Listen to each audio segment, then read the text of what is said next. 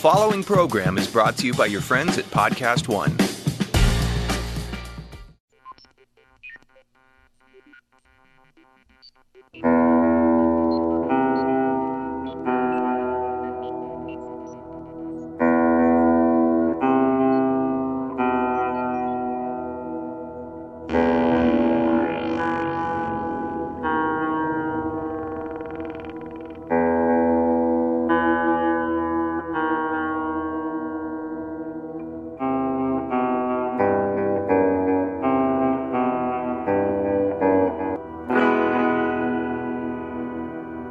Hello and welcome. It's Friday. You're tuned into the best in paranormal talk radio. This is Beyond the Darkness. I'm your host, Dave Schrader. Remember, next week we will be off. We will be returning on weekends beginning next weekend. So you'll be able to have a week off. Then every Saturday and Sunday, you'll find brand new adventures of Beyond the Darkness with your pals, Dave and Tim. In the meantime, every Monday through Friday, make sure to check out midnightinthedesert.com. I'm the new host of Art Bell's former show, Midnight in the Desert. You can hear me 5 days a week. And check out all the information at midnightinthedesert.com for live streaming features and to subscribe and never miss a minute. All right, tonight we've got a great show. I love when we're able to explore things that many of us have watched on TV. And if you're a fan of shows like A Haunting, sometimes you want to know a little bit more about the stories. Well, our guest knew that and stepped up. She was featured on Destination America's A Haunting, and tonight she's with us this evening to talk about a very personal story. Cindy Sauer, our guest, her book, The Exorcism of Cindy Sauer. Cindy, welcome to the show. Thank you, Dave, so much for having me on. I appreciate it. I really do. You know, the only problem is your name is too peppy. Yeah. So when you say The Exorcism, you want it to be The Exorcism of Bette Rose, The Exorcism of Tom Daly, not The Exorcism of Cindy Sauer. Just sounds too upbeat, right? It's too cheery. But so this is weird. Let's get to know a little bit about you, Cindy, and then we'll bring ourselves to the story. Had you had paranormal experiences through your entire life? I absolutely have. I remember being very young, even before I knew what, the term spirit or ghost meant. And my sister and I actually saw my recently deceased great-grandmother in our bedroom at night. And it terrified us, of course, but we did see her sitting in a chair. So that's the first thing that I can truly recall. All right, now do you mind if I stop you there? All right, so you saw your great-grandmother. We did. And it terrified you. Was she holding her head in her lap? Was she screaming maniacally at you? What about it scared you? It was terrifying. I was only 5 at the time, and my sister was 8. We were in the bed. She woke me up. She was just shaking me and pointing, and I look up and she's sitting, our great-grandmother is sitting in, it was actually her chair, and it was the foot of our bed facing us, and she was just sitting there in the gown that she was buried in, staring at us. That was it. And of course, we covered our heads. We didn't make any noise. We were terrified. And we just stayed under the covers until we fell asleep. And the next morning, we woke up thinking, did we really, was she really there? And we told our parents that it was pretty scary to be such a young child and to have that kind of experience. Well, did she seem, and I know I'm taking you back quite a few years, at least 12 or 13 years here. You said you were 5. But do you remember when you saw her, did she have a look of concern? Did she seem to be like she didn't even notice you were there? It was just almost like you were looking at a living snapshot? Oddly enough, you're right. It was almost like she did not see us, like she looked through us. And I don't know if maybe she was just sort of saying, I'm here, I'm okay. But for me, it didn't feel good. It didn't feel nice. It felt really scary. And the look on her face, it was just a blank sort of stare. So it was a little bit frightening.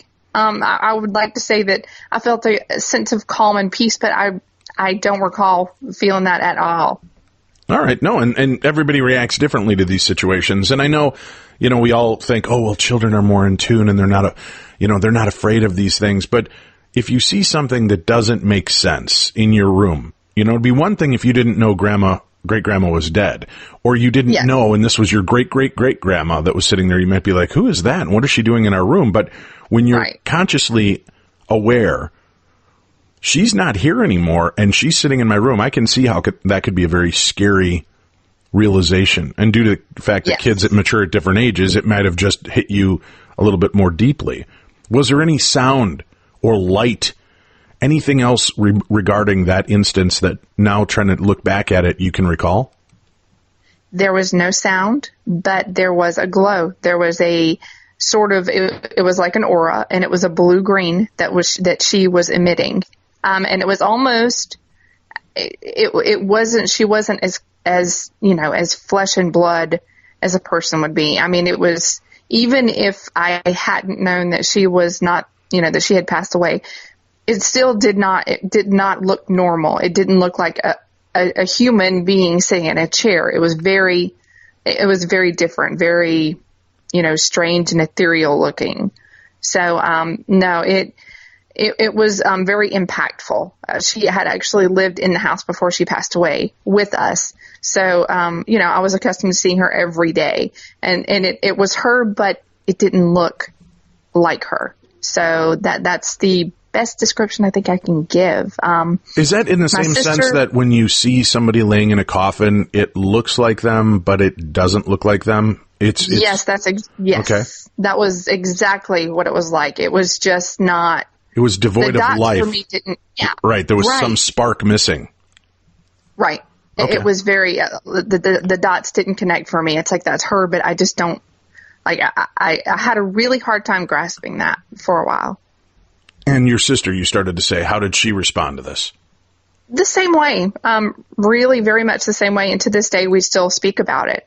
And it was kind of off-putting and scary. It really, I don't think we ever really could say that it was a comfortable and benevolent experience. You know, I have had other experiences with people who passed on being around or in dreams, and I felt secure and safe and like, you know, they were there to protect or to you know, give me a sense of peace. But this was not really that way at all. Interesting. Knowing what you know now and reflecting back on it, do you think it's because what you were seeing was not really a manifestation of your grandmother? It was something trying to take her shape? Or do you believe that it maybe was your grandmother in kind of a lost limbo state? I wish I had a really good answer for that. I wish I was positive one way or the other, but I don't know. I think that's one of the things I still grapple with to this day, is that I just am not sure if that was her and what the purpose of the encounter was. There's usually some sort of significance to, you know, a loved one who has passed on and visiting us, or, you know, any other manner of, you know, a supernatural events. And that one for me just is up in the air. And I'm not sure that I'll ever have a clear answer for it at this point. All right. That was your first conscious memory. Talking to your parents about this through life, did they ever reflect anything back to you of, well, you know, that really wasn't your first? When you were really young, you used to talk about seeing your grandfather who had been dead for 5 years. Was there ever any trigger like that? No, not to my knowledge. We spoke about, you know, certain things. My dad, really not so much as my mother. Now, my grandparents on my mom's side, we actually lived with them. And my great grandmother at the time before she passed away. So it was a really big house and we all lived together. But my mom and her sisters and my grandmother and grandfather all spoke of things, paranormal to an extent, on a regular basis, not really knowing what that was. You know, they didn't say, oh, this was a ghost, or, you know, but there were stories to be told, by all of them about different things. I didn't put it together till I was older. And things before I was even born, about, you know, my family and the different experiences that certain family members, even ones that I hadn't met, have had, with what I now know to be, of course, paranormal, but very interesting things that you don't forget. They were Native American, actually, and I'm not sure, you know, if that has any correlation with with the events, but it's been an ongoing thing throughout my family, on my mother's side, different visions and experiences, and, seeing apparitions, having empathic sort of, abilities. So this has been something that hasn't been a secret in my family, but I'm not aware of anything at a younger age for myself that occurred. And after that incident, when was the next time that you had something you would deem to be supernatural? Okay, this one is very interesting. My sister and I shared a room, and this was in a different room. We had actually added onto the house, and one night, her and I were getting a little too boisterous and noisy. So, it must have been about 2 years after my first experience. And my dad, we lived, it was very rural out where we lived. So there were no street lights. It was, our house was set pretty far back, and it was surrounded by a wooded area. So when we got a little too, loud at night, my dad would come in and shut off our lamp, light, whatever was in there, and shut the door to get us to be quiet. Now, I was scared of the dark already. Most kids are, many kids are, but I really was scared of the dark. So I was just happy that I had my sister there with me. We were, getting quiet, trying to be quiet. And I was facing away from her. I'm facing the wall, my back turned to her. And just thinking, and we were still whispering, and she got really quiet. And I was going to ask her a question, so I turned over to ask her, and when I did, what I saw was not her. I saw what I can only describe as something like evil. It was terrible. It was this green sort of glow from this face. Her face had become long, elongated, a long chin, and just crazy hair. And turned up lip, and it was not her face at all. It was very drawn and it almost sounds wrinkled. Like you're describing the Wicked Witch from The Wizard of Oz. It was terrible. It was worse. It was the face was way too long. The eyes were set way too back. It was not human looking. And it just this snarl, no noise, just this horrible, kind of grimacing face. And this was a dark room. There was no light coming in from anywhere. The room was pitch black, and this is what I see. And I lose my mind. I've lost it and started to scream and yell, and I got very upset. And I closed my eyes and just put my head under the covers. She finally got me to stop and say, ask what was going on. My dad came bolting in the room and turned the light on, asked him what was up. I tried to tell them, and of course they were like, oh, you just had a dream, go back to sleep. And he again closes the door and then shuts the light off. So I am terrified, and I tell my sister, this is what I saw. She believed me. And, we just sat there. We were both scared at that point, and we just laid there till we went to sleep. So that is another experience, of many, but that one's one that really stands out in my mind. Cindy, why do you think you were seeing these things? Why do you think that this energy or multiple energies were making themselves known to you? After everything that's happened, we have, myself and a few other people who are close to me at this point have done some looking and just some researching into different things. I want to say that it's, it could happen to anybody. We're not entirely sure what I've got a lot of brothers and sisters, so we're not sure why I was this target. There's talk of, past occult activity, that I may have been exposed to and have blocked or something. Whoa, hold on. Before you just dismiss that, that's, yes. That's not just, our crazy family at Thanksgiving. You may have been exposed to cult activity that you forgot. Can you reel that back for me? Where does the theory begin, and with whom were you exposed?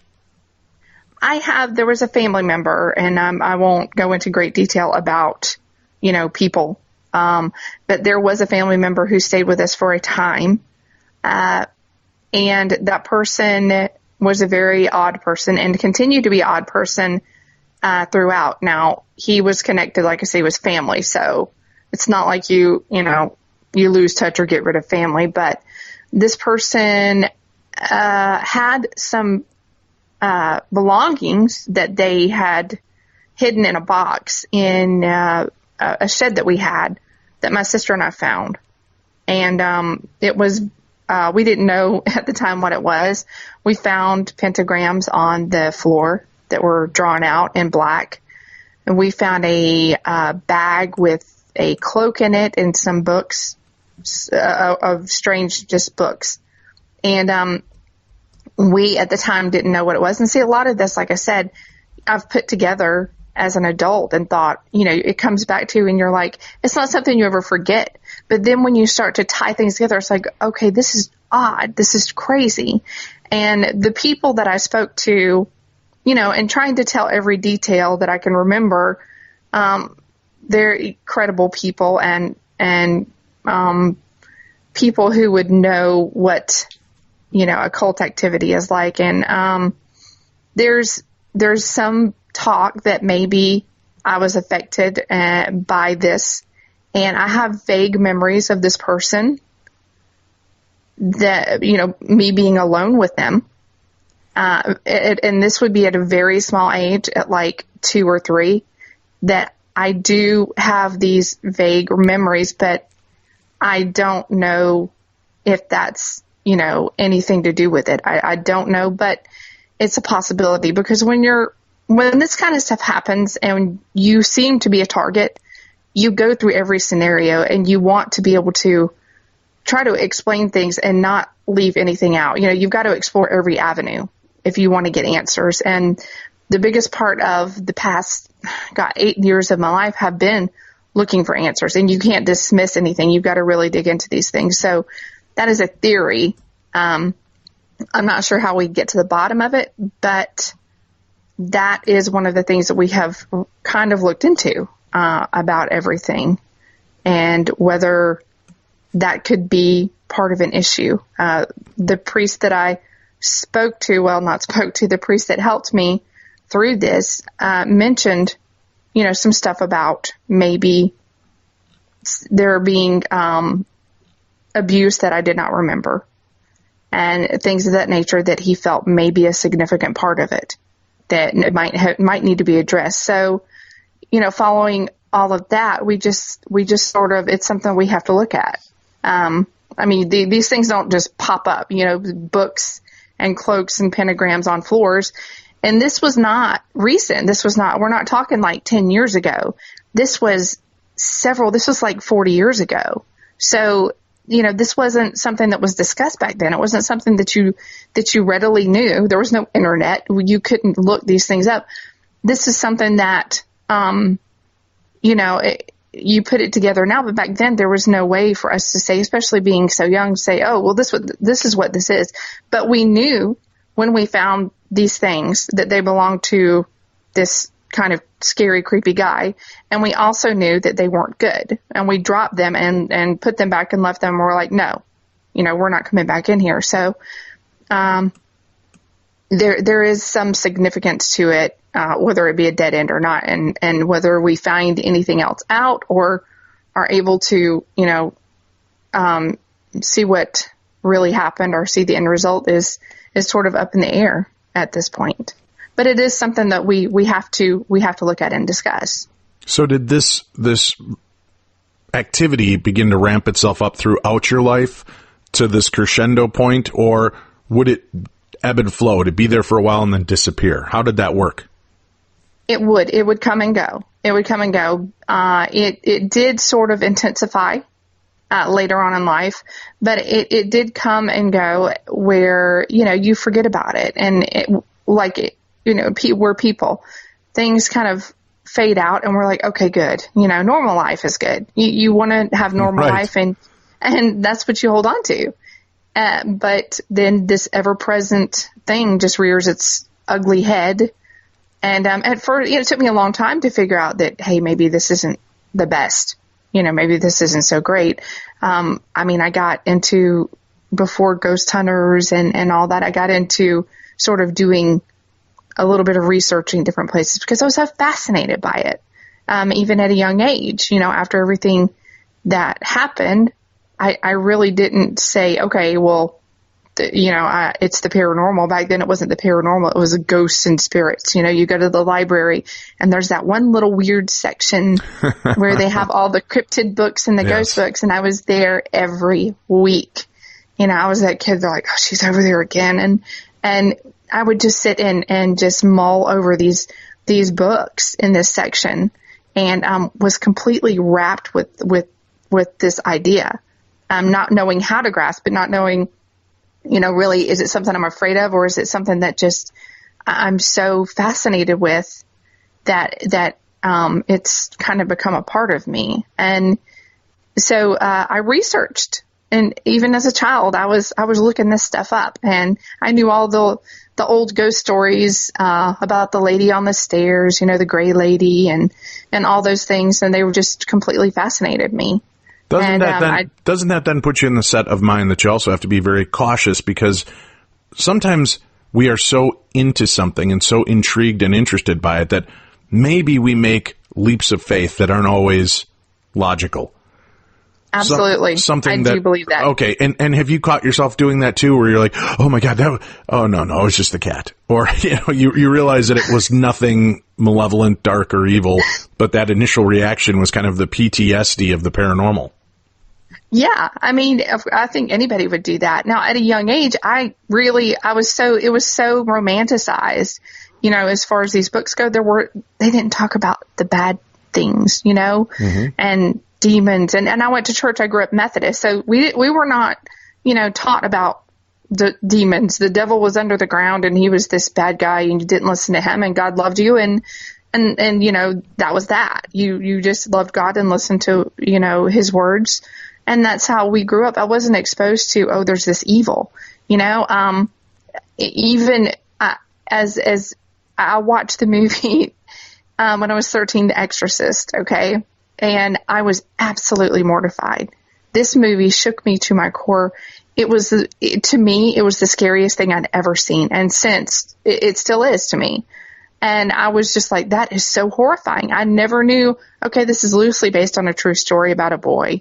But I was like, oh, I'm glad this isn't real, even though it took me like 2 weeks to want to be by myself after I watched it.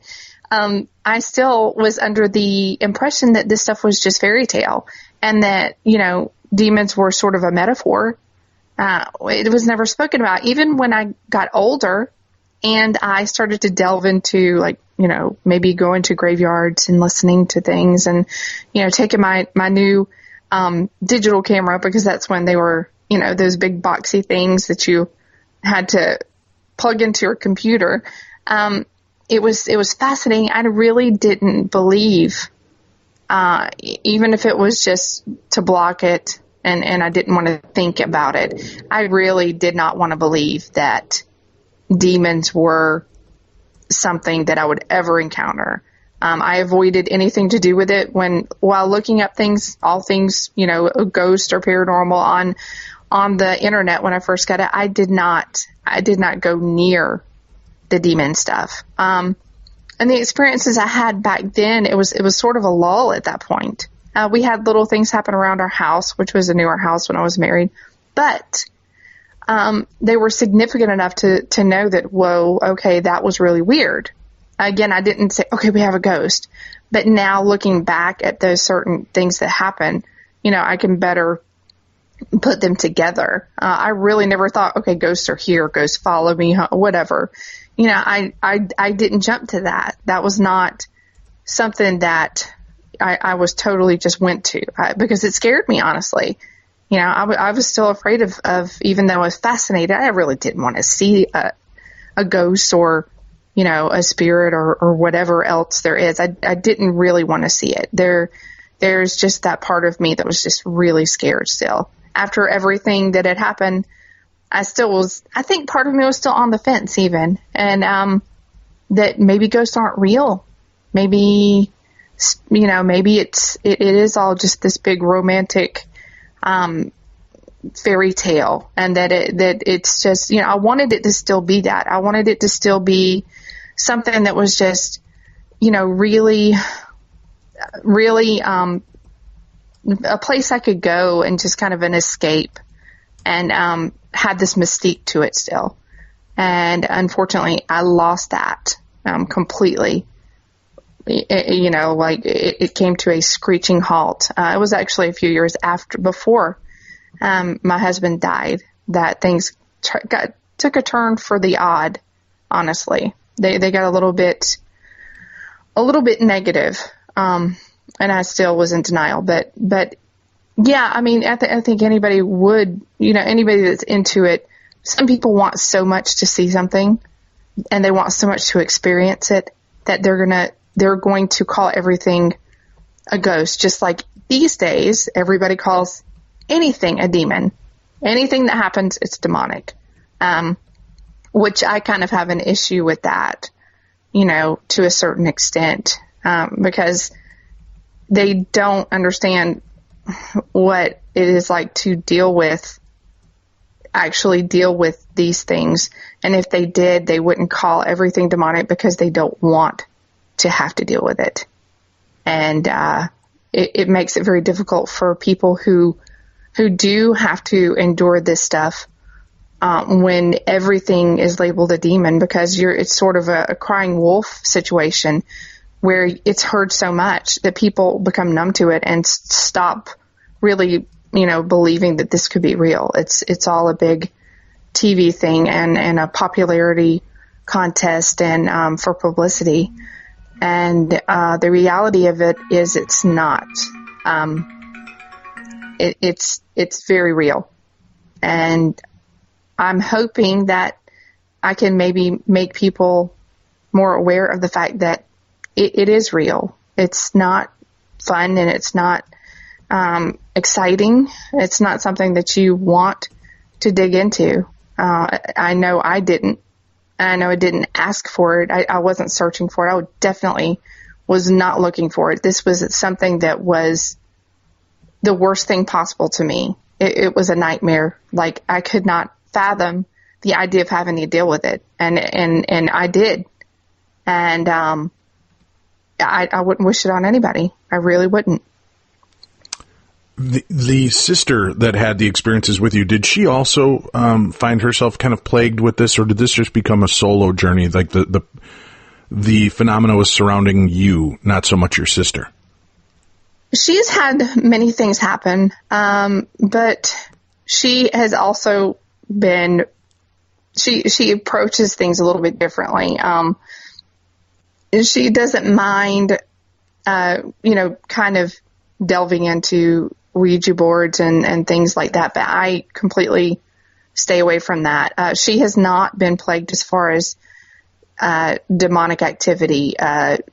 She sees things, I think, and hears things because she sort of looks for things at times, but it's completely different for her than it is for me. It was a totally different ride. So there was this separation that happened with that, and there still is. In fact, there's a separation with my family altogether with this situation. There are a few of them that still, I still have a relationship with, but there are several people who I don't have a relationship with anymore because of the death of my husband and, what followed with the demonic activity. And so it really did take a toll on a lot of my relationships and a lot of my life. So there is a separation that happened, and there was no one that I could really go to and say, this is what's going on, and they walked with me through it as far as my family goes. It was very isolating, which is one of the major tools that these things use against the victim. I don't know if I really would say victim. I suppose people would, but I guess a host would be a better word. They are very proficient at that. And isolation is one of the first and best ways that they have to start to control what's going on around you. We all have these classic labels of demonic activity, and it's infestation and oppression and possession. But it's not that cut and dry. It doesn't happen. It's not on a level where you can say, okay, this is what's going on next. This will happen. And then this will happen. And things jump back and forth. It's chaotic. It's not that cut and dry. It's just not. It creates absolute chaos in everything, in your relationships, in your daily life, in your head, with your emotions, with your psyche, with every part of you. It's just absolute chaos. So, do you think, though, because you had such a fascination with the paranormal and kind of did immerse yourself, do you think that was kind of a psychic invitation for what was taking place in your life? No, I really don't think so. I don't think I was, because I experienced things at such a young age, and because there was never this draw to like communicate. That's the thing. I never felt like I want to communicate with people who have passed on, or spirits. Documenting, like if you take a picture and see something, things like that fascinated me. And looking at these pictures online, but I never felt the need to say, hey, I want to talk to a dead person. That was just too much for me. I think that there are certain levels of communication or of interest that will get you in trouble. I really do think that. I think people put themselves at risk a lot and don't realize it. Does that mean that I think everybody's going to get possessed by a demon? No, I don't think that at all. I think that there has to be, it's more than it's almost like a perfect storm, and we don't know what the recipe calls for. We just don't know what those things are and how they line up, and what makes one person a target and not another. I struggle with that very much because, like I said, my family is a big family. Why? What does this have to do with me? What is the reason? That to me really plagued me for a long time, because you want to put the puzzle together. How can you do that? I don't know how. I want to explore that a little deeper with you, and the concept of maybe even having a past life regression to see if this is karmic weight that you're carrying with you. Before I do that, though, here are some useful car tips you may not be aware of. Did you guys know that a coffee filter and a little bit of olive oil can clean your interior? Removing excess weight from your car will improve your gas mileage, and you can place your key fob of your chin right up to your chin and click it, and that'll increase its range, using your body like a human antenna. Weird, right? Well, here's another tip you might not be aware about. TrueCar also helps people get used cars. That's right. TrueCar isn't just for buying new cars. With their certified dealer network and nationwide inventory of nearly 1 million used cars, you'll enjoy real pricing on actual inventory and a simpler buying experience, whether you buy new or used. And with TrueCar, users can see what others paid, so they know if you're getting a good deal before buying. They're also more likely to enjoy a faster buying experience by connecting with TrueCar certified dealers. When you're ready to buy a new or used car, check out TrueCar and enjoy a more confident car buying experience. Some features are not available in all states. Now, Cindy, I understand this kind of questioning. Why me? Why is this happening in my whole family? Why is this... Have you ever considered going in for hypnosis, A, to maybe kind of regress you back to a younger age to find out what had happened to you so that we can see if we can disconnect from that? And secondly, is this karmic weight that you're bringing forward from past lives?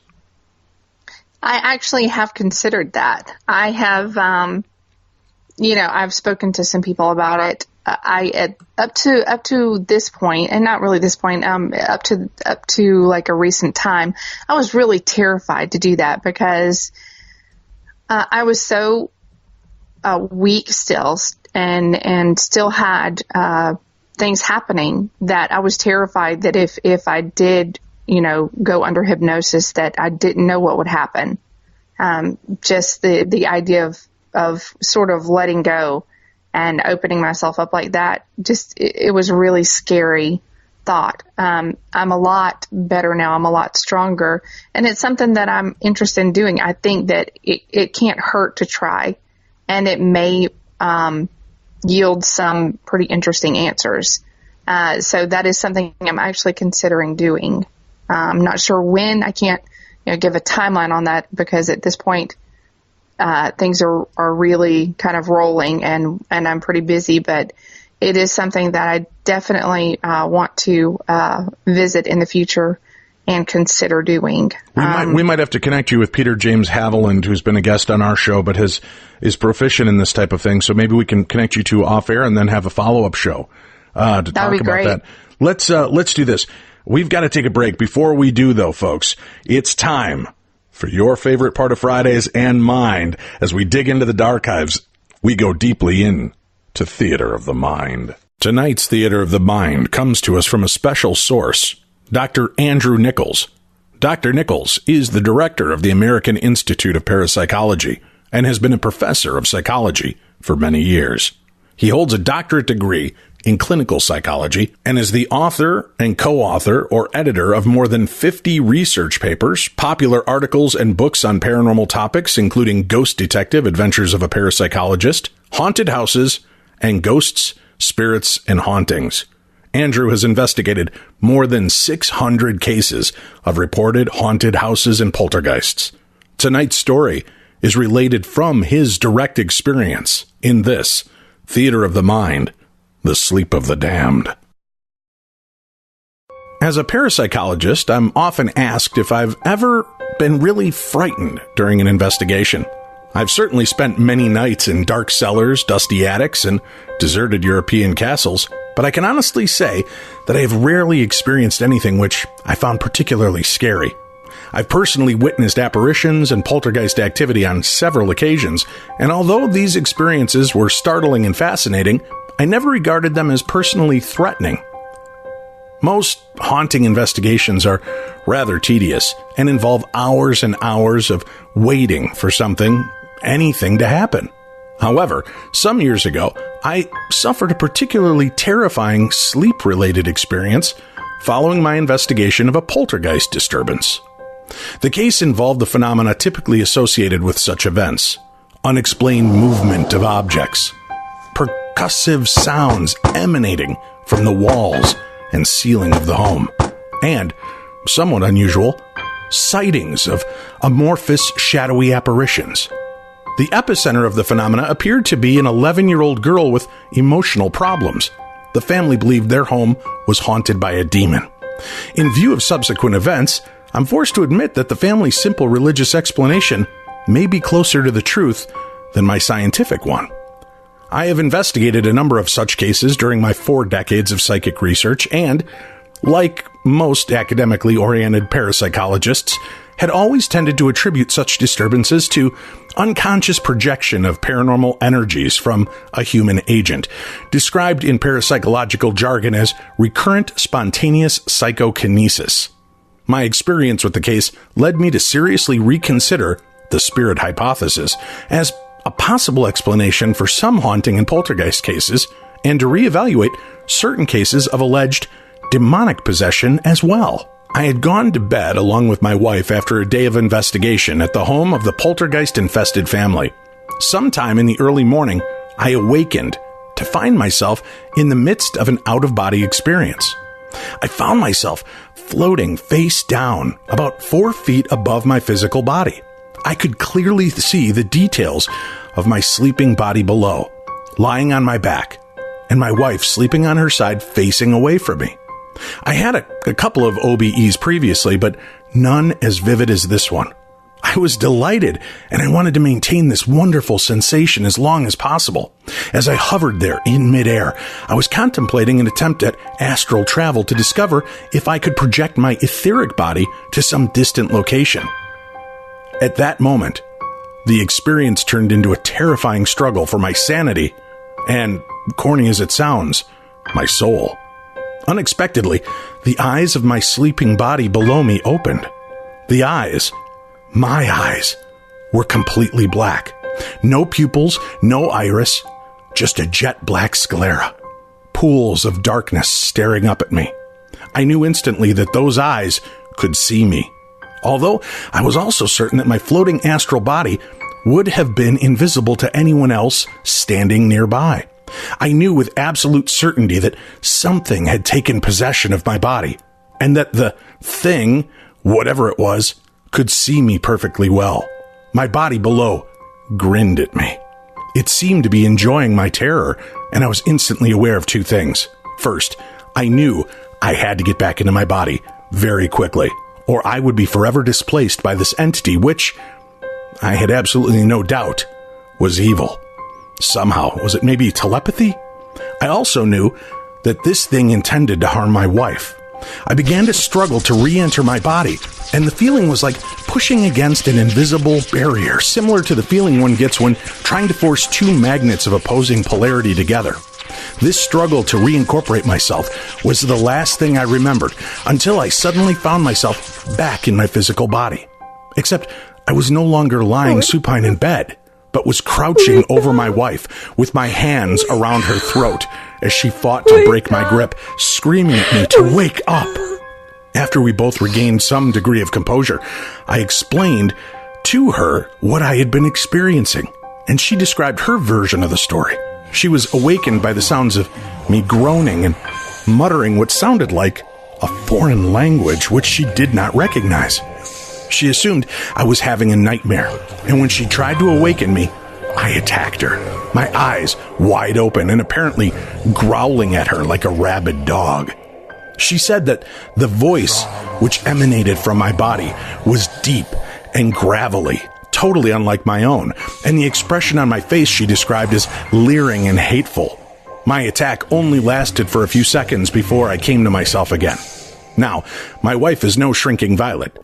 She has, for many years, suffered a husband who spends time chasing spooks, but this was really too much. She informed me sternly that if my episode had lasted just a few more moments, she would have treated me to a broken nose.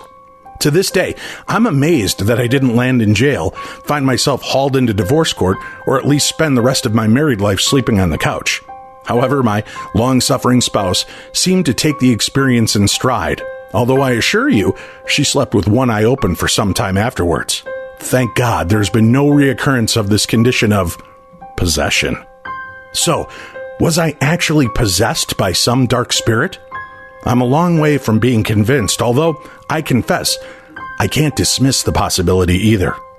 I can't state with scientific certainty that this experience was anything other than a particularly vivid and horrific nightmare. I have no witnesses other than my wife and no evidence that this was anything other than subjective.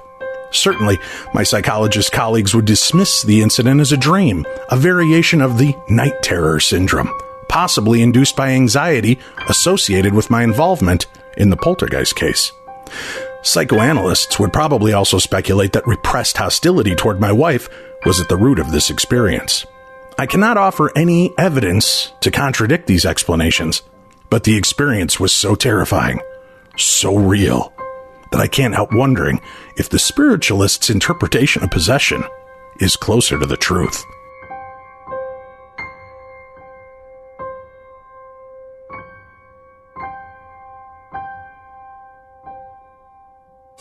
The hit true crime series, Murder Made Me Famous, is now on Podcast One, showcasing some of the most notorious crimes imaginable, including Scott Peterson, Jodi Arias, Ted Bundy, and more. See how murder made them famous.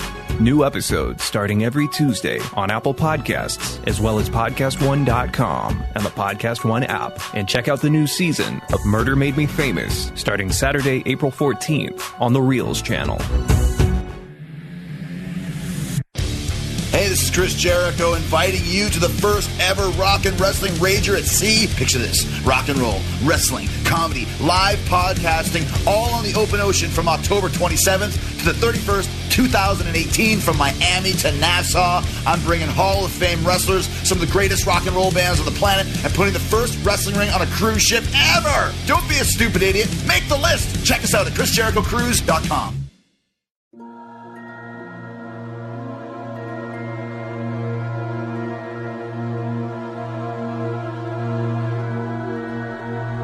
Beyond the darkness.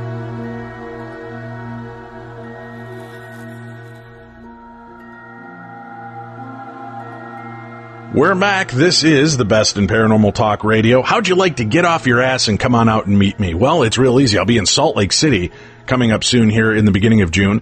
Tim and I will be in Tombstone, Arizona for the 25th anniversary of the movie Tombstone. Frank Stallone will be on site. So will Michael Biehn and some other great actors. Hopefully we're going to get them on the show.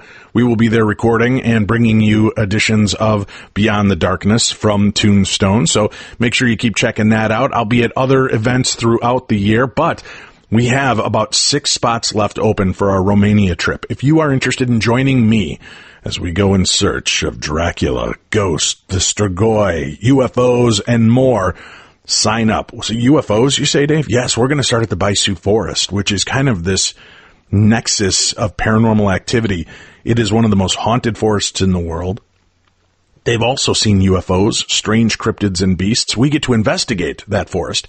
We're also going to see 4 of the different castles associated with Vlad the Impaler and investigate 2 of them. We've got a lot of stuff planned. It's going to be amazing. This will be my 3rd and final trip to Romania until I'm ready to retire and move there.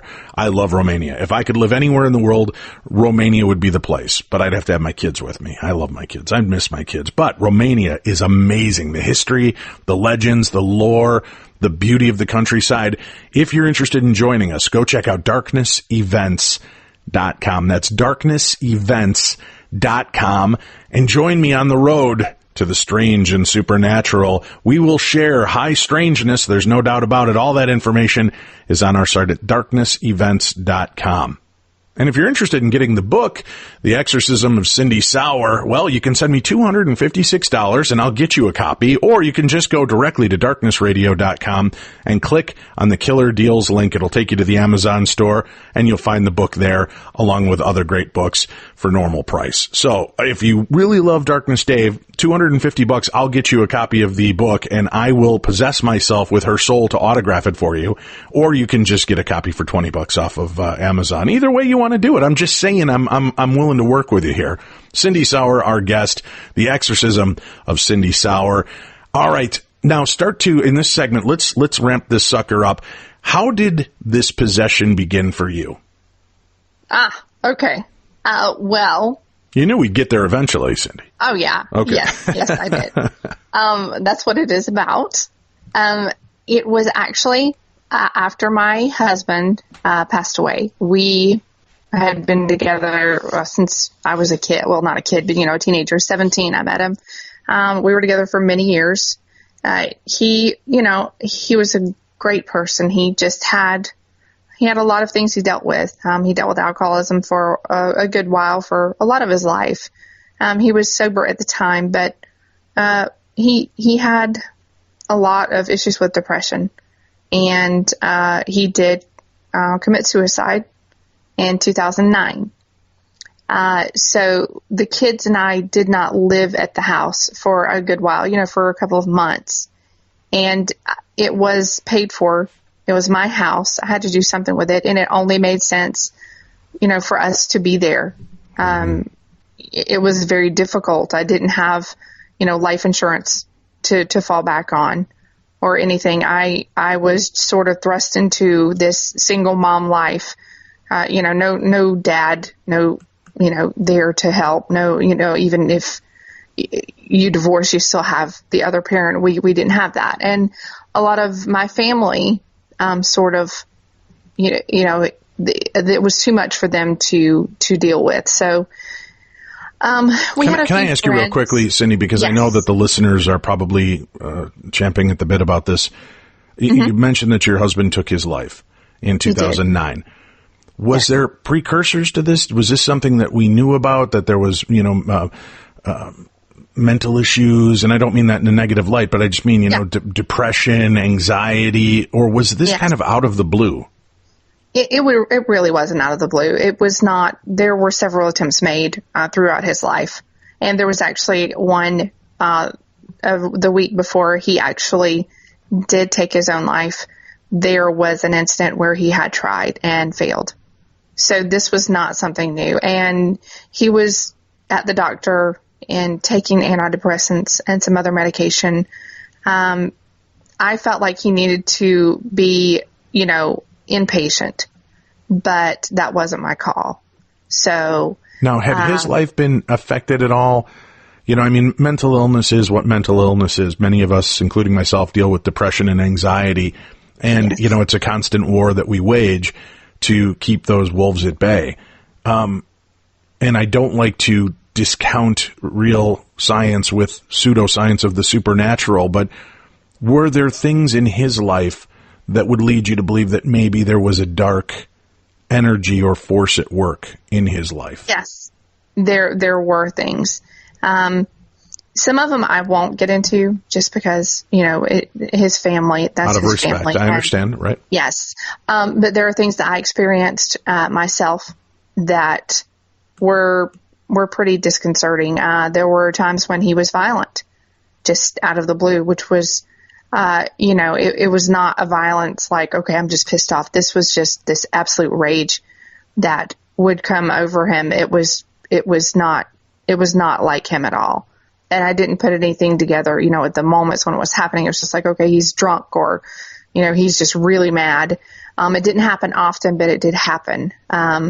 There was an incident one time where he was fine, and some friends of ours and I were sitting at a table. We were all playing cards, and he was fine. And then out of the blue, he stands up at the table and slams his hands down on the table, and just his face just started to sort of change a little bit. I wasn't the only one that we all saw it. His face it turned, his eyebrows kind of turned up, his eyes went to slits, his nose sort of flared out, and his lip turned up, and he did this really weird smile. And then he just walked off, and we all sat there looking at each other, just scratching our heads. It was really strange. It happened again. We had separated toward the end. The things were just really, really difficult. His depression, very, very. And I made the decision for the kids and I to move out. And during that time, the kids actually witnessed something similar to that when they were at a restaurant with him, when they were visiting. So there were things like that just weren't him before he died. Very, very close to the time when he did, I would come around him, and he already looked like he was dead. And it was just, it was very difficult to look at. He smelled like he was dead. And I did not understand this. I didn't understand. When I left, I would come, we weren't very far up the road, so I would come and visit him. I would bring the kids over. I would, sit and talk with him and make him food and clean things up. And he just became very debilitated. And was there any kind of workup done to look at the possibility of brain tumors? This sounds like it could be brain tumor activity as well. They did do an autopsy, and there was nothing that showed anything out of the ordinary. All right. So medically, he was okay. But it was not just him, though. It was the house as well. The house took on a really it was almost like there was just a film of negativity around the house. It didn't feel like my home, the home that I had made for, 12 years. It didn't feel that way. It took on a different presence right before he died. It was really strange. The kids didn't want to go over. I didn't want to go over. And so I sort of, weaned off of going over there as often. But, then one day I was at the grocery store. I'd pick the kids up from school. It was only a mile from my house. And my friend called me and told me to get over to the house immediately. And I knew something was really wrong, but I just didn't know what. And so I went over as fast as I could to the house and parked across the street. And the yard was full of police officers and, the coroner's van was there. It's just a lot of people in my yard that weren't supposed to be there. And I didn't understand what was going on. And his mother came out of my house and she was screaming. And what's happened, but you can't, your brain can't connect that. And, I had two men walk up to me and tell me, they asked me some questions. To this day, I don't remember really what they were. And, I just said, please tell me. And they said that they found the subject deceased, and I knew, that he was gone. And so, it was sort of from there, it was a blur. And then, a few months later, as I said, we moved back in, and that was one of the hardest decisions at that point I would have had to make, for my kids. And, I knew it was the best thing, but financially, but it was really hard. And going back in and having to, to make this a house again for my kids and a home for them, was a daunting task. And, you could feel that it was not right, but I was determined to make it right when we came back. And so that's, what I set about doing when we first got back, is to make it in our house again and to cleaning up anything that I needed to clean up, and, repainting and tearing out floors, things like that, and just set to work and really, really focused on that. And it went really well for, as well as it could go, with grieving kids. And it went pretty well for about a year, a little less than a year. And, then things started to happen that weren't right. And how did that begin? Well, one day, I was, bending down to take my youngest out of her seat and unbuckling her, and something grabbed me from behind, and it grabbed me hard. And I hop up to look, and there's nothing there. So at that point I'm like, okay, well, that's weird, and I just kind of went on with things. Then my niece was watching my youngest while I went and picked the others up from school up the street.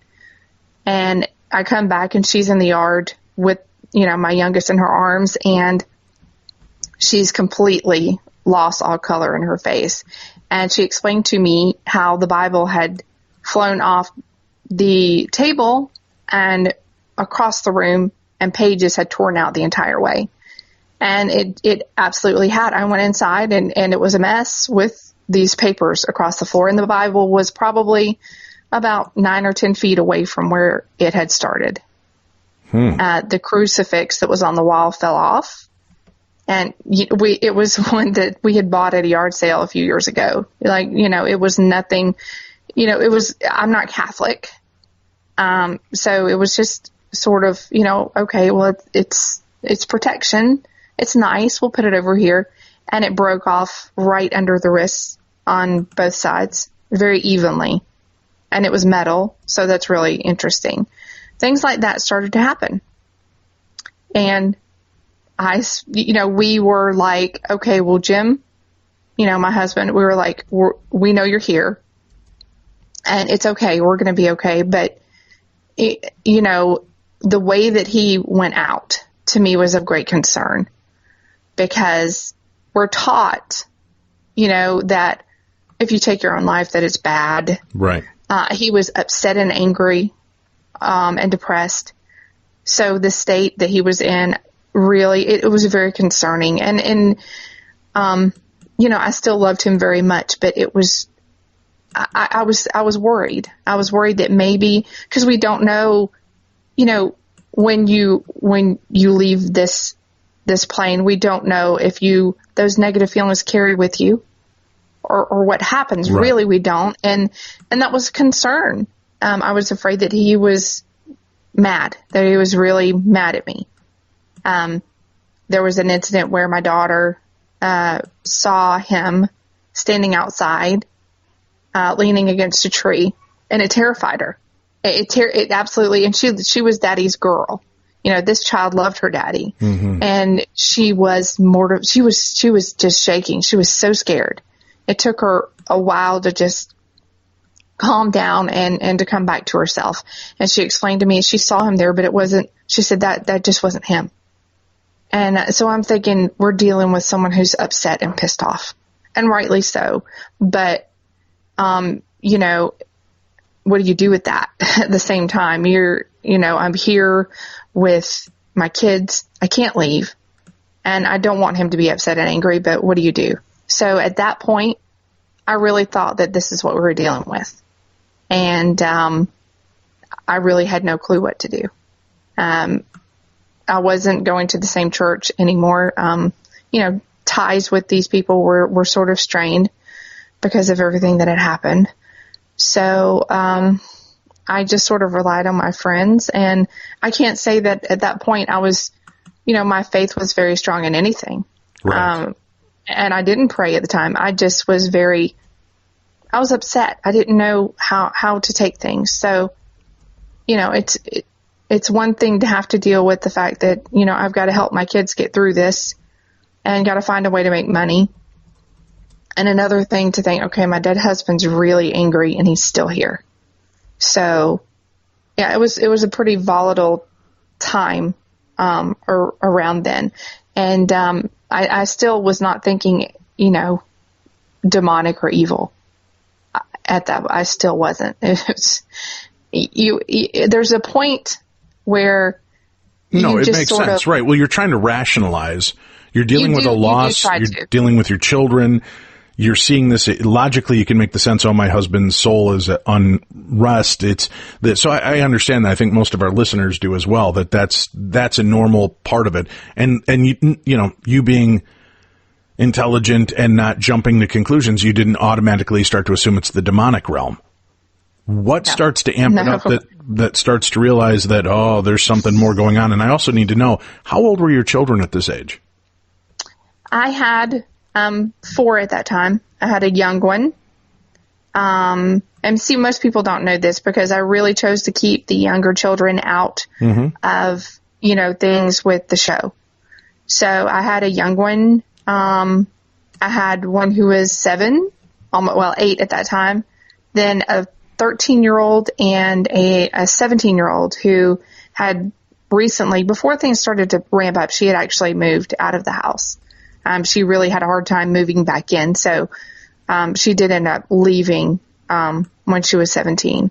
So, they varied in age. They were spread out, but, it was still a job. Right. It was definitely a job because they did step up in age. So it wasn't like I was dealing with a set of teenagers or, it was different for each child, the way that I approached them, not only their mental status and how they had dealt with things, but also, on their age level, right. How you deal with it, because you can't hide it from the 13-year-old, almost 14. You can't hide it from her because she's experiencing these things. The other two, it was easier because they're a little bit oblivious to things. And I was very, very careful. And, as far as what we spoke of and how I reacted to things that did happen, it wasn't like we jumped up and like, oh my gosh, when things would happen, it was sort of I look at Chas, she looks at me like, okay, we know this, you saw that, I saw that. Okay. And you kind of log it in your memory and move on and try to keep things, light and not negative. And so that's an extra effort that you have to put in. Even before we're talking about anything affecting me personally, this is just occurrences that are happening around. These are exterior, exterior issues. And that in itself was hard enough. So, that was one thing. And then we get into a deeper level.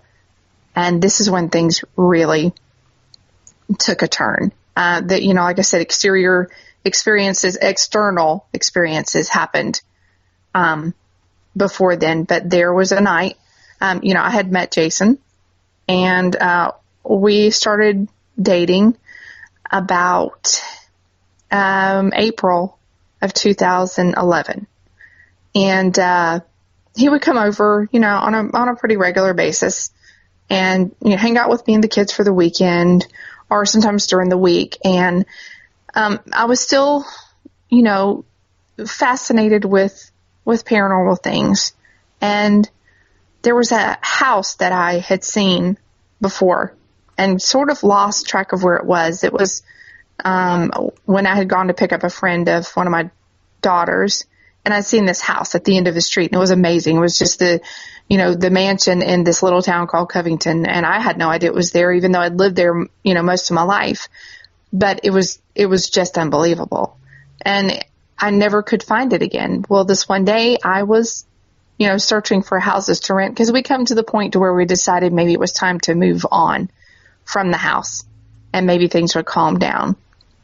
So I'm looking for rental signs. I drive to the end of the street, and across from the stop sign down this driveway is this house. And I'm like, oh my gosh, okay, I found it.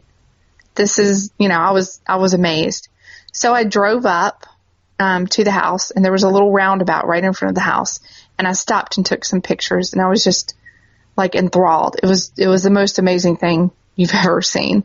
And it looked just like something out of a movie. So I was pretty excited, and I sent the pictures to Jason. I'm like, look at this. This is so cool. And we discussed going in and seeing if there was, a ghost or spirit or something, Okay. Just kind of playing around and not taking it seriously, but it was cool to explore. We're like, how are we going to do this? So we went during the day, and we looked around. We got in the house, just got a feel for it. And the layout, it was huge. The house was massive. A big, huge cellar, basement thing that was just, it was huge. And in fact, during the day when we were there, he opened the door, or I opened the door to, I didn't know what it was. It was under the stairs, and there were these steps going down, and there was a person or a figure that was black, darker than the rest of the black at the bottom. And he kind of shot over to the left. And I was like, we had it on video one time, and I was like, oh, there's somebody down there. And so we went and looked, and there's nobody down there. So we went through the house, not really, taking it too seriously. We went all the way up to the attic, and this, like I said, the house is massive. I couldn't really go into the attic. I didn't feel comfortable. It felt really bad and off. So I chose not to go up there. But long story short, we went out, and we decided we were going to come back that night. So we waited, until it was really, really late. And Jason and I came ourselves back to the house. We never made it into the house that night. I felt really, really bad before we got there. Something in me was just saying, just don't do it. And there was a knot in my stomach, and it was like, don't do it. But me being the person that I am, I'm going to do it anyway, So we did go, and we made our way around toward the back of the house where we had gotten in before. We thought we heard a car go back to where we parked under this little street light, and to the left of the house. And things were just wrong. And that's the best way I can put it, is I just felt like everything was not right. There was something just darting between bushes and trees and brush all around.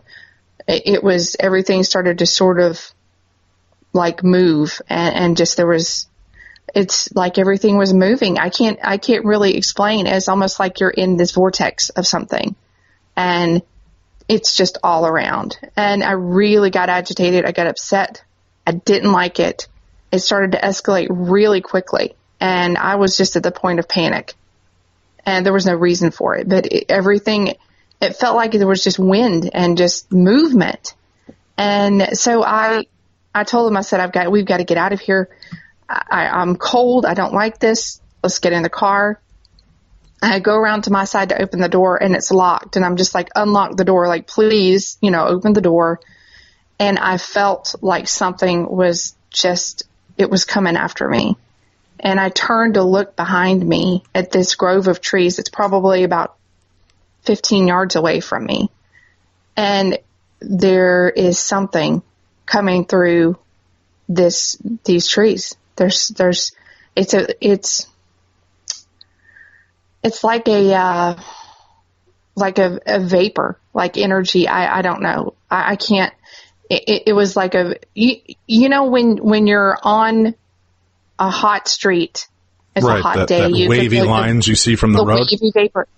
That's what this thing looked like. And this was September, the end of September in Georgia. And it's not cold, but it's definitely not hot. And it was at night.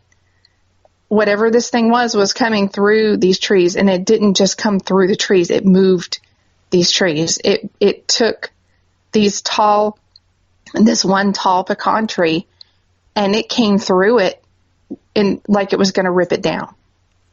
Jeez, and this almost sounds like, have you ever seen the Evil Dead movies? I have. It sounds like that thing that's rushing through the woods. That's kind of insane. Yeah. I've never thought of this, and I'm not talking like this 8 to 10. This thing was big. It was massively huge, like 25, 30 feet big, huge thing. And it didn't have any sharp defined lines. It was this big thing, and it came through those trees. I just turned to pull the door open and get in, and this thing hits me before anything else could happen. I get in the car and get the door shut, but it's behind me, and it's like right there, just screaming, just this horrible, it's there. And we're going down the driveway, and I'm just sinking down in the seat and covering my ears. I don't know what to do. And that was the first really incident that it went on from there. The whole entire incident lasted a while. I'm not sure how long, but it got really bad in that moment, that, we didn't get home that morning till sunrise, and it wasn't that far from the house. We were only about 10 or 15 minutes from my house, but we had to keep stopping, and really it got bad. And it got so bad that at that point I knew that I had just dealt with a demon. There was no denying it. And I was drained. I was tired. I was upset. I was scared.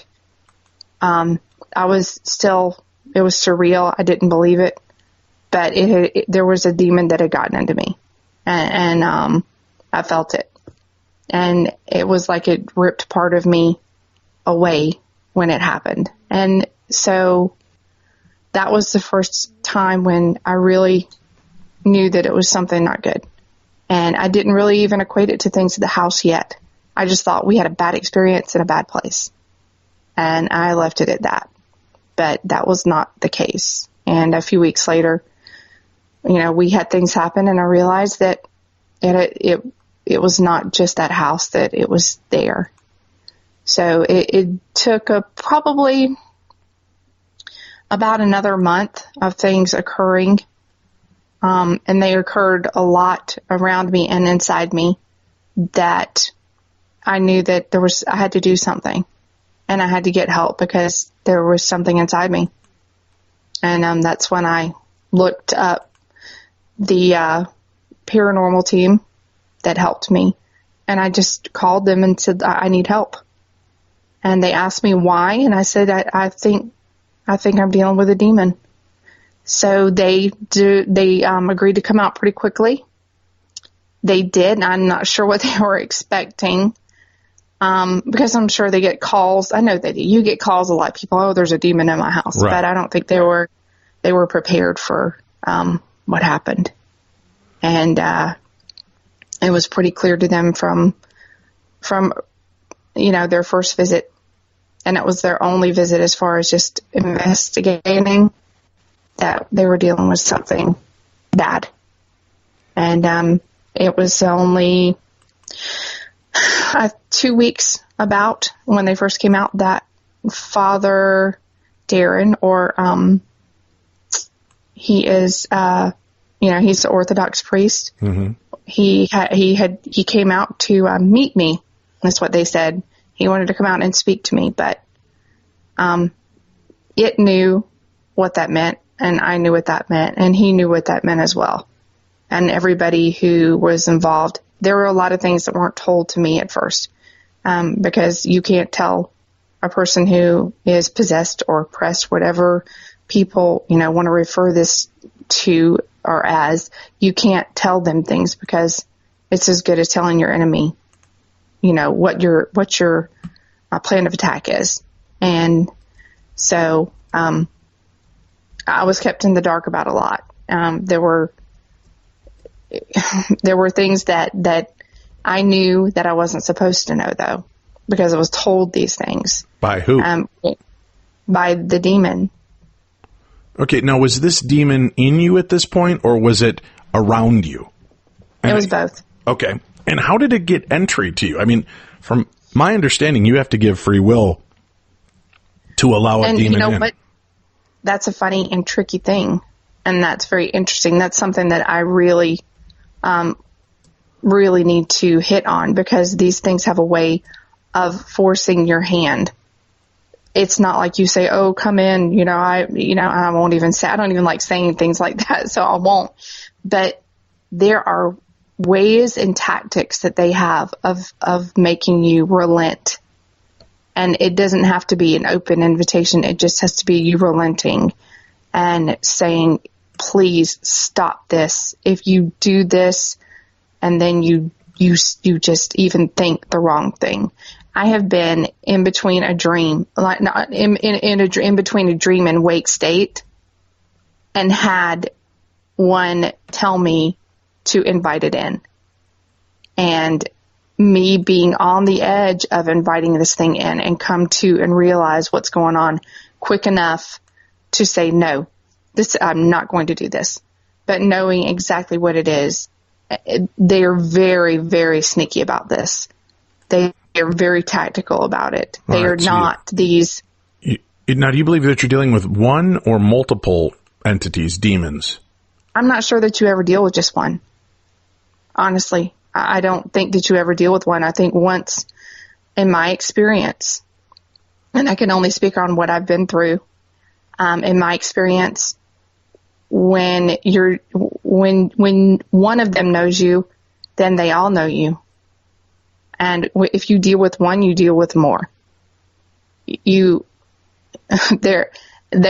always a package deal in my experience. But like I said, that's what I've gone through. In the research I've done, there aren't many cases that I can find. Of course, you can't find many anyway. Right. Just because it's the nature of the subject. I have not found where someone says, okay, I've had an exorcism or deliverance and everything's okay. I don't find that to be the case. So the investigators come in, they start trying to figure out what's going on with you. You've got an oppression and a possession that's taking place. Are you becoming a threat to your family or your children at any point? No. Okay. No. What are the demons doing and saying to you? Are they trying to get you to hurt yourself? Are they just mucking with you and keeping you from sleeping, like they're trying to break you down? Walk us through that situation. Well, they were very much breaking me down at first. And they did. They were around by my bed, in the walls. whispering, saying things so that I did not sleep. That was hampered. They would come into me in different ways, which was always uncomfortable and really, really horrible. Sometimes through my spine into my head, sometimes through my stomach. It was either the lower back or down in my, like reproductive area, not, I'm speaking like my stomach, lower stomach area. And it was slightly painful. I knew it was happening. And there were times when even other people could look at my stomach and see just the pushing and the moving. It was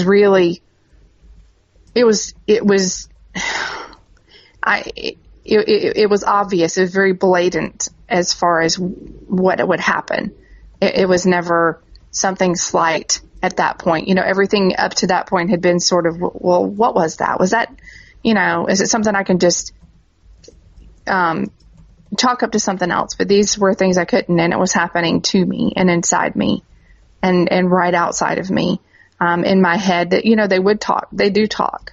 They will drive you insane speaking and saying, well, when you're here, this is what I'm going to do, or I'm going to mess with this or that or this person, or I want you to, as far as Jason was concerned, it really liked to focus on that, and it would tell me, just punch him, go up to him and hit him.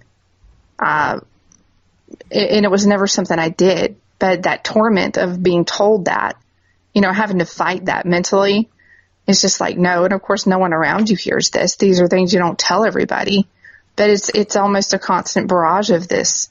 Had you ever considered psychiatric help just to make sure this wasn't your way of dealing with the death, the change, guilt, the survivor's remorse, all of that? Yeah, I actually did go in and get counseling and go into a psychiatrist, did all those things. And I had on and off for years because I suffer with depression and anxiety. And so I did, especially because I had heard these things before my husband died. I didn't know what they were. And it wasn't often, it wasn't common. And after I would hear this, I would be very weak and out of it for a few days. And I just assumed that I was just stressed out beyond, my ability to cope with it. And I was on different medications. They tried so many different medications over a course of, several years. And I was diagnosed with a bipolar disorder. And then, no, you don't have bipolar disorder. You're, you have ADHD, and, it was always something, and always a different medication, and nothing would help, nothing could fix things. It was very frustrating. So, I did go that route, quite a bit. And, this was something so different. These voices, it's not, I wish that I wish there was some way to explain, how it really felt. It's not you, there's not this, oh my gosh, this is, my mind's playing. It's so obvious. It's so obvious that it is not you, that it's horrifying. You just get this numbness because how do you can't really cope with it, and you can't run from it. You can't turn it off, and you can't sleep. Right. It's hard to eat. Were you starting to have some dark thoughts as well, thinking to possibly end your life? No, I never did. That's good. What? I never did, and I think that too. I don't think that that's what they wanted, because this was like a perfect thing for them, and I never thought that. I never did. Good. I was much stronger than that. And I think that's one of the reasons, why I was able to endure this for such an amount of time because of that strength that I have. And as much as they broke me down, I still was not going to give up. I still had to fight because I had these kids I had to fight for. Right. And I had a life I had to fight for, and I was not going to give that up. All right. No matter what happened. You decide to go to war with this, and you've got the help. What kind of religious group is helping you with this, aside from the paranormal investigators, who in most cases, and I'm just being honest, I don't know which group you worked with, but in most cases, paranormal groups are not suited to deal with true demonic issues. And any of them that tells you they are is most likely blowing smoke. I've watched hard and true paranormal investigators run like 3-year-old girls, from a spooky clown, when something demonic actually rears its ugly head, which is few and far between, but nobody's really prepared for that. So did you have clergy, real clergy, or universal church clergy that came to your aid? The group itself was comprised of people with different beliefs. Good. Okay. And you're right as far as the fact that, they really, that visit, they were stunned. I mean, I felt so horribly bad, which is odd that, when the visit was, when my part of it was over, they investigated further after I left, but they were so, taken aback by it. And I felt so horrible. I just met these people, and this is what happened. And to me, there was a lot of guilt with that, but they dealt with it like professionals. They consoled me. They said, we're going to help you. We're going to do what we can. And one of the ladies, Michelle, I sat on the porch with her after, everything had happened. And she said, you know what? I have somebody that I want you to talk to. She said, he's a priest and, I want to see if he can help. And of course I agreed. And, but the full impact, the full effect of it hit me then. And I realized this is bad. But it was an Orthodox priest who came in, who decided to help. And it was a true exorcism. It wasn't a deliverance or, it was. It was. What is the difference between a deliverance and an exorcism? To me, it just sounds like a politically correct way of saying the exact same thing. Well, a deliverance is sort of, you see these sort of televangelists or big church pastors who, demand that the demons come out of these people and so on and so forth. And they're not really following any sort of formal, and it's not a script, but any sort of formal practice, and an exorcism, and what this was called officially is a solemn exorcism, which is sort of by the book, and it's very much like what you see on TV. Now, was it affecting you physically? Were you contorting? Were you changing? People, again, you brought up The Exorcist earlier. People think of those things when they think of possession. Yes, I did. I called them attacks. But that's just what I called them. But when these things would happen and they would fully take over, yes, it was convulsing. It was, vocal changes, sounds coming out of me, horrific. It was scary. It was, it was painful. There were times when it was very painful, and they varied in degree and how, how long they would last and how intense they were, but they were very uncomfortable. I know for me and for everybody else, I say everybody else, but only a few people, witnessed it. And, it was like that. It was worse. It's not, the movies are the movies, and special effects are what they are, but it really happening when this really happens, it's completely different.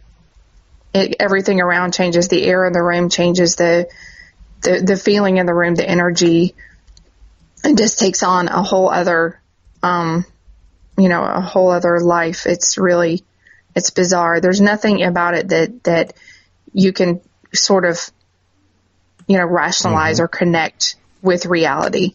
Go ahead. Go ahead. No, you, please. You can go. You. Don't possess my interview. You go first.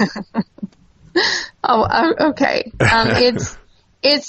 I can't, in the book, I've written this book, and I go into greater detail about how it feels from my perspective. I'm not sure that anybody's ever really tried to tell people what it's like from the inside. And you take a back seat inside yourself. You literally are thrust into the back. It's like someone taking over a car that you're in, and you can't do anything about it. You have those dreams where you're in a car and nobody's driving. You know what I'm saying? And like you're out of control, and it's really scary. It's not what people think. I'll put it that way. It's definitely not what people think. And in the book, I really tried to go into that from the perspective of the person that is enduring it and going through it. And, to try to help people see, how real it is and what effects it does have on you. And if you're asking if it got violent, there were times, before the exorcism when I acted in a violent manner. I never hurt anybody. I hurt myself, or it hurt me. I didn't, there was biting, that I was very bruised when it was over and sore. There was a moment beforehand where I was left alone before the exorcism while everybody spoke and talked outside. And, it wanted me to get a knife and cut my leg open and just really rip my leg open so that I could see, so that it could see what was inside. I was sitting on the couch at that point, and it had fully taken me over. So my movements were really jerky, and there were times when I couldn't breathe. And the thing is, you can't breathe, but it's not like you're suffocating, it's hard to explain, but I didn't feel like I was suffocating, but I wasn't breathing, and I knew I wasn't breathing, and it didn't matter. When they're that sort of, like ingrained inside of everything that you are, things are different. I would eat and never get full. Things like that. I would go days without eating. God, that explains why I'm so fat. I'm possessed. There you go. I eat and I never get full. It's a demon. Honey, did you hear that? It's a demon. I can keep eating. It's going to take it to hell with him. No, the great thing is I lost weight, which is not great. I'm kidding, but I did. I did lose weight, and I would eat, and like it would not be enough. It was just, it really did change everything. I can't think of any part of me and my life that it didn't alter. It's not like what people think. There's a really big stigma attached to this. That's in my case, and for what I went through, that it's just not, it's not what the reality of it is. And, I hope that I can sort of change that a little bit, make people look at it differently, and maybe discuss it more in depth and differently. I'm not happy with the way that things are, are approached as far as, demonic and exorcisms. How long did it take for them to fully exorcise you and give you the feel that you are all clear of what was attached? You know what? I'm not sure.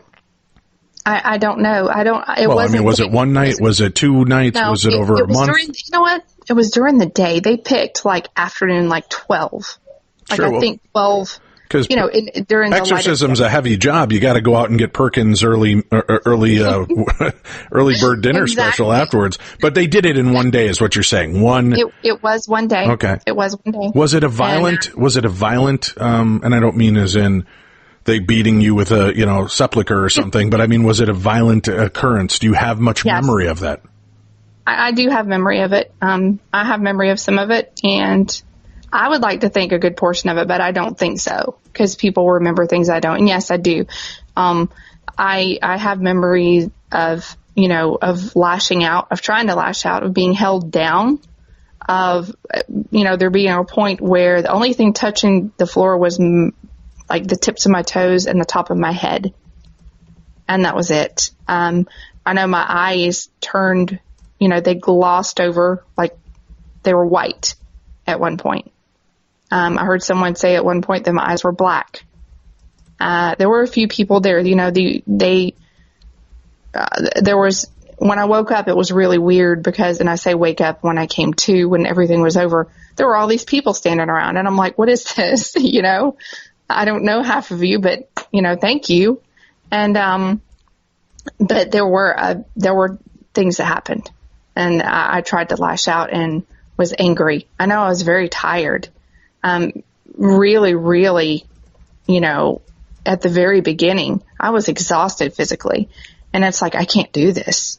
And I didn't do this. Like, it kept going. And there were these lulls and moments where I would kind of come to and be like, I'm here and I'm okay. And then, the priest would try to give me, communion, and I would agree to take it. And then, just things would go crazy. And I was on the floor. I was in a chair. I remember, being lifted up and put back in the chair. It was bad. It wasn't good. I mean, that goes without saying, but it was really, really difficult to go through. I don't, like, you don't ever want to be present. People want to be, you don't want to be present for it. You don't want to go through it. You don't. You don't. Everybody all want to see a real. No, you don't. You don't want to see a real one. You don't, because it's going to change you forever. It's going to change you, and I don't think that most people are ready for that. I'll just say that, because some people walked in there to do this, and they didn't know that it would change them. And you also have to think about the fact that, what if this thing decides to jump out and jump into you? Because it's a very real possibility. And are you ready to take on that sort of responsibility?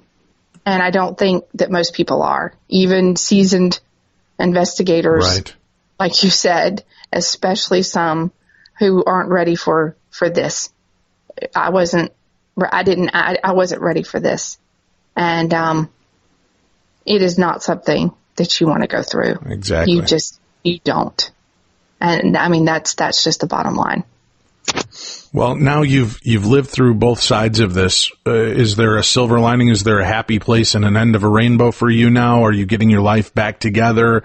Or is there always that kind of smoke behind you, surrounding you at times, and although not possessing you, still influencing you?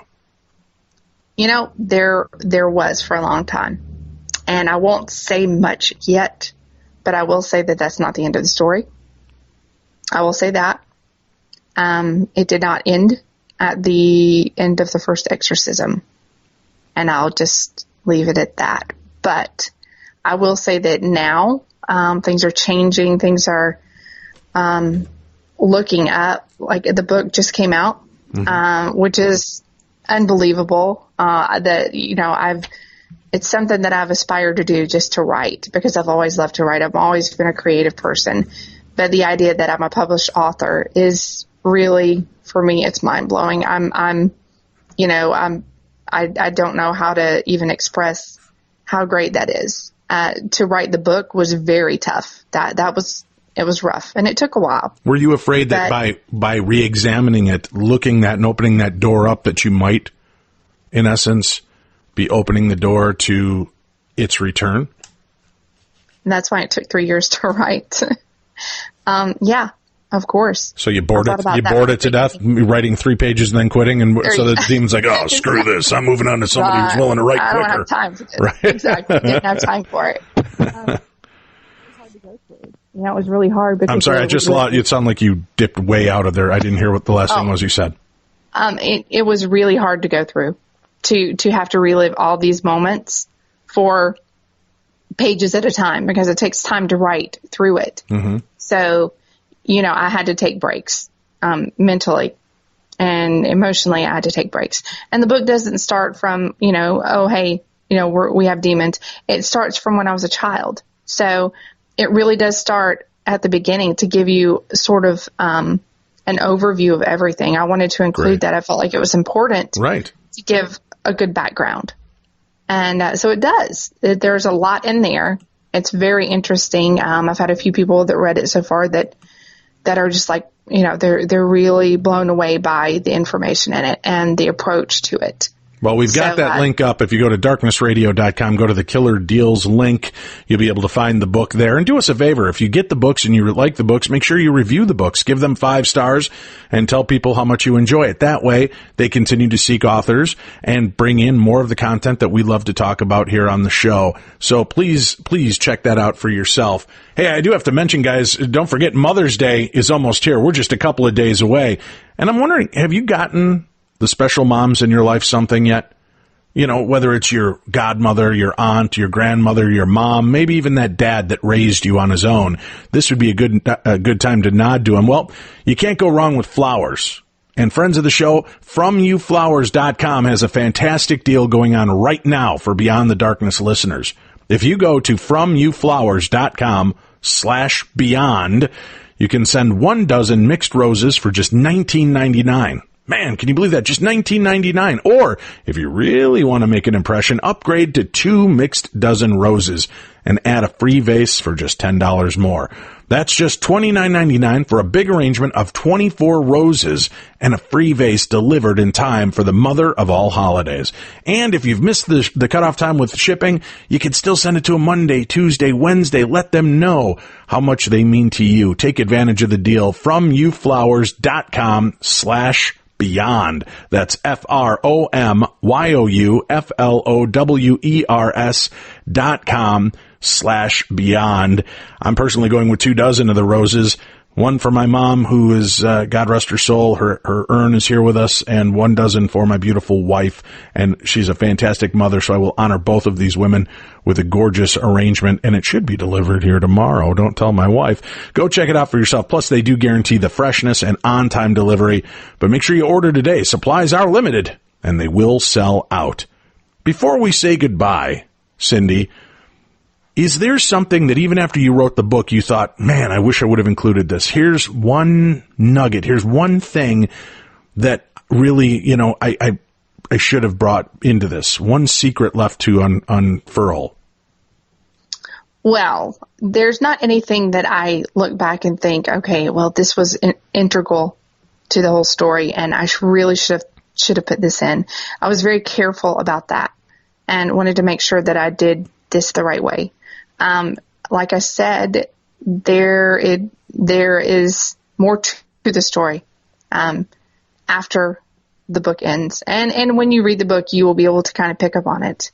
But I will say that I am working on, batting around the idea of letting everyone know exactly what else happened. So you need to just stay tuned for that. Oh, come on. Give us one little nugget so we know what to look for in the future. Well, nobody's listening. It's just you and me. We're buddies here. Just one little nugget left. The book is called The Exorcism of Cindy Sauer. Uh-huh. And it was, I'll say it was the first one. How about that? Oh, interesting. So the story continues. The story does continue. The Exorcist of Cindy Sauer, Part 2, The Heretic. I think that's what the original Exorcism sequel was called. Thank you so much, Cindy. Have a great weekend, and happy Mother's Day to you. Thank you, and thank you so much for having me on. And happy Mother's Day to all of our listeners out there that are in the role of mother, whether it's a teacher, a mentor, a godmother, an aunt, whatever it is, thank you, and step up, continue to educate, and give your children in your lives the information that they desire. Help them learn. Encourage them to listen to shows like this that can expand their minds and horizons. We'll be back again with you. Remember, next weekend. We're off this week. We'll be back next weekend as we begin our foray into Saturday and Sunday programming. Monday through Friday, you can catch me on Midnight in the Desert live from 11 p.m. Central to 2 a.m., or you can subscribe over at midnightinthedesert.com and never miss another minute of all the talk radio. You're going to get 5 days a week there. You'll get 2 days a week here. Plus, we're back with our True Crime Tuesday program. So check it out for yourself. Midnightinthedesert.com, darknessradio.com.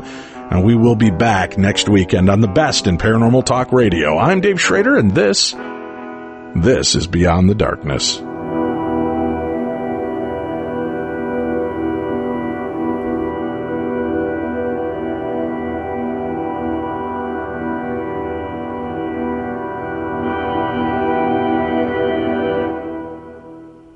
Now ADT can help protect your family at home and on the go. Get started with ADT's best offer, an ADT starter kit and security camera installed free. A savings of $449. Plus, you'll get ADT Go, the new family mobile safety app and service for 24/7 emergency response. Go to ADT.com/podcast today to take advantage of ADT's best offer with 36-month monitoring contract, easy pay and QSP. Early termination and activation fees apply. Additional charge for ADT Go premium services after 3/31/18. Certain markets excluded. Licenses available at ADT.com. Offer ends April 1st. School shooting, Trump's drug plan. I'm Tim McGuire with an AP News Minute. A 14-year-old boy is in custody after reportedly shooting a classmate with a rifle at the start of classes at a high school in Palmdale, California. Los Angeles County Sheriff's Captain Darren Harris says the investigation is just beginning. We're going to be looking closely at this suspect or subject as a juvenile in this case and determine what might else be involved here and whether there's any bigger plot going on here. The wounded student who was shot in the arm is expected to recover. President Trump announces his plan to rein in prescription drug prices. Among the steps, we're very much eliminating the middlemen. The middlemen became very, very rich. Missing from the plan, using the clout of Medicare's buying power to force the drug companies to negotiate lower prices for seniors. That proposal is not supported by the pharmaceutical companies and most Republicans in Congress. I'm Tim McGuire.